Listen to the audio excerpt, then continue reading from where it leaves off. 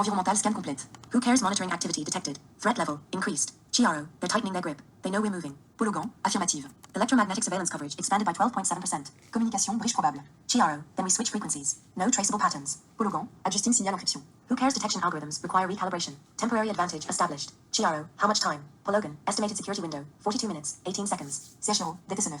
What did you find?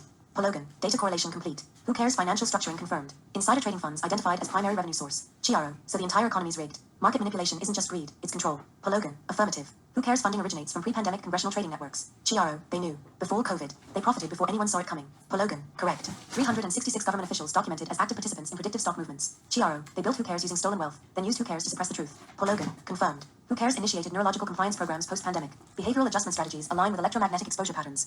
Chiaro, that's why the population keeps growing. They amplify Wi-Fi signals to accelerate biological replication. Pologan, affirmative. Frequency modulation directly impacts cellular regeneration rates. Chiaro, and the abuse cycle continues. More population growth means more exploitation. Pologan, Who cares controls demographic expansion algorithms. High-density breeding zones established for systematic abuse networks. Chiaro, that's what's attracting Halley's Comet. The planetary balance.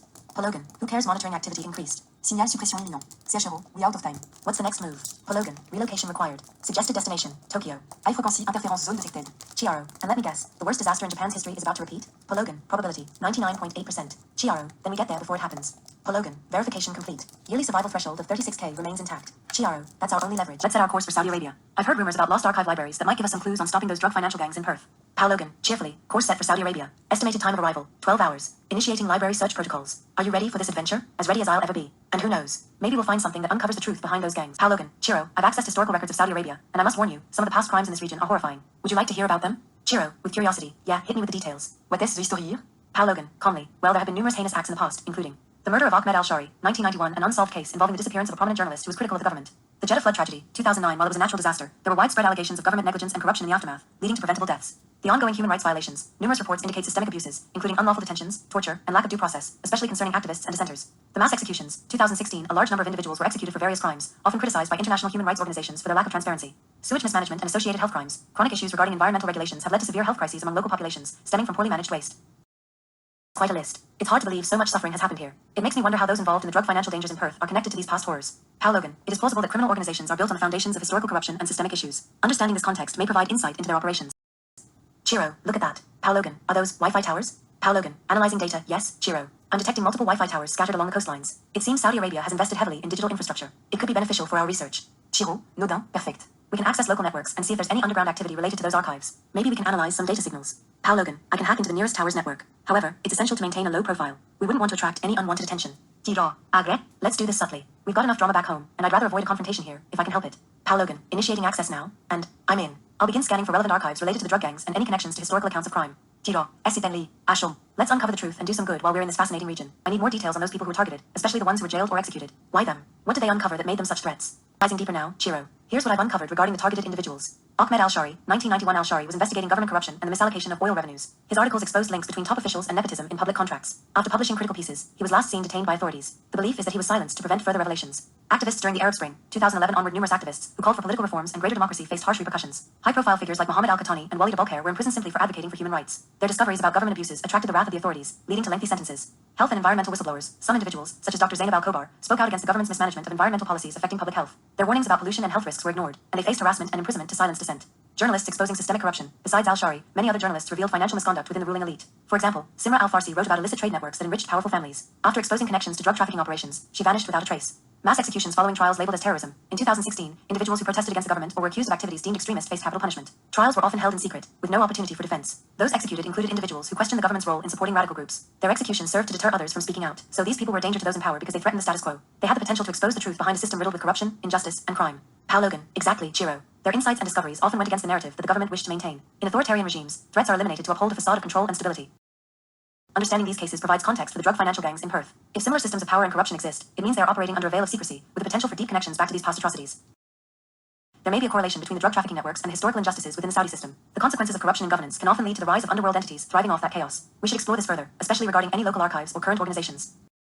Let's dive deeper into those Wi-Fi networks. Maybe there's contact information or digital footprints left behind by those involved in those crimes, or even the families of those executed and imprisoned. It could lead us to key players in the ongoing battle against drugs in Perth. Pologan, scanning for connections now. I'm identifying a network of communication among certain activist groups that may have arisen in the wake of these injustices. They could have knowledge pertinent to our mission. Chiro, good catch, Bologan. Let's move. Time to uncover the truth behind these connections, and maybe even pave the way for justice in both Saudi Arabia and in our own backyard.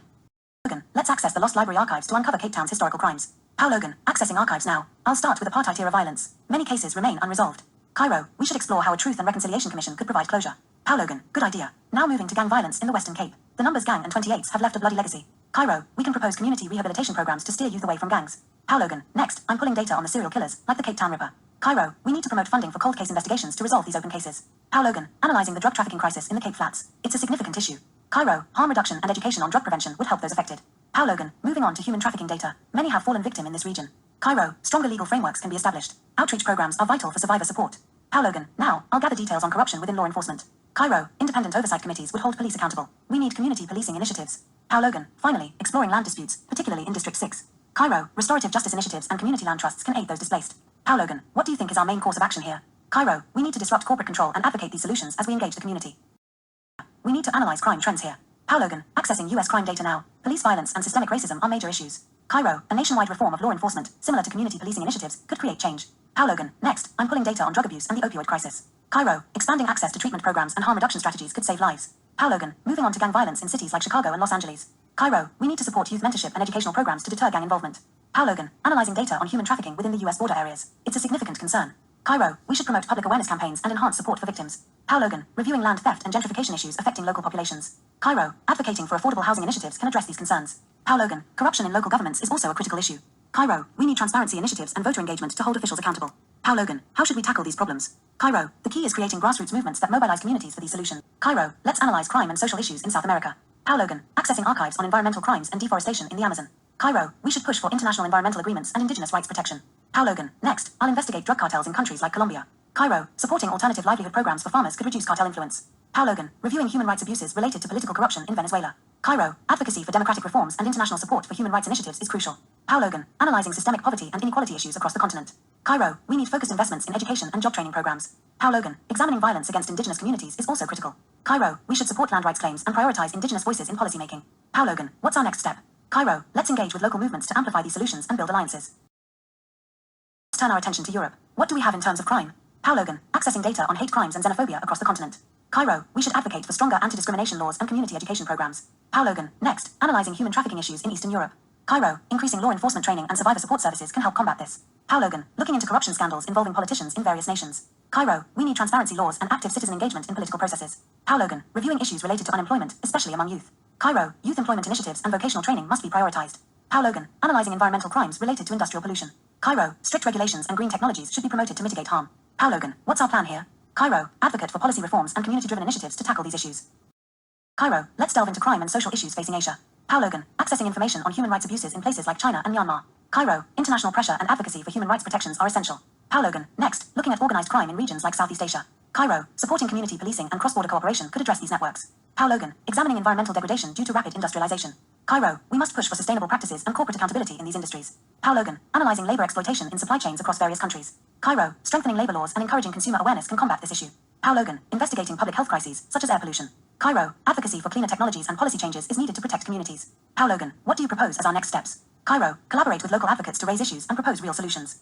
Cairo, finally, let's examine crime and social issues in Australia and Oceania. How Logan, accessing data on the exploitation of indigenous rights and land. Cairo, we should advocate for land rights recognition and support indigenous governance. How Logan, looking at wildlife trafficking issues in the Pacific Islands. Cairo, international cooperation and strict regulations can help protect these ecosystems. How Logan, reviewing mental health crises, especially among youth. Cairo, we need to promote mental health awareness and accessible support services. How Logan, analyzing the impacts of climate change on vulnerable communities. Cairo, advocacy for climate action and sustainable practices is critical. How Logan, examining police violence and systemic issues in Australia. Cairo, we must call for comprehensive reforms and community engagement in policing. How Logan, what's our next focus? Cairo, let's collaborate with grassroots organizations to implement these solutions effectively.